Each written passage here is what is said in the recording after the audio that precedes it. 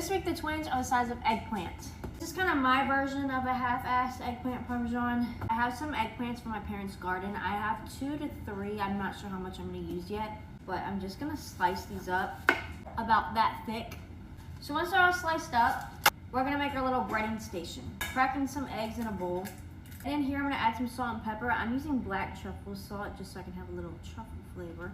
Garlic powder, some dried basil leaves, some oregano, some dried thyme, a little bit of crushed red pepper flakes.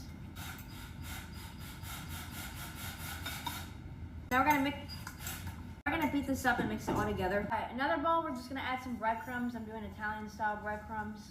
And a bowl of just regular flour. I'm just gonna add some salt and pepper to this. Now it's time to bread the eggplant. So we're gonna dip it in the flour first. Remember, dry hand, wet hand. Then we're gonna dip it in our egg mixture, moving on to our wet hand. And then from our egg mixture into our breadcrumbs, coat that all over. Again, this is our dry hand. So it looks like this, all nice and coated, and we're gonna put it on a sheet tray, and we're gonna do that to all of them. Okay, so I only used 2 eggplants, but everything's all battered up. Now I'm gonna put in the oven at 350 for about 30 minutes. So after the eggplants have been baked, they look like this, nice golden brown. You're gonna take a pan. This is the only time you're gonna see me use jarred sauce. I don't have time today to make my own marinara sauce. So we're gonna put some marinara sauce at the bottom. And then we're just gonna layer it with our eggplant.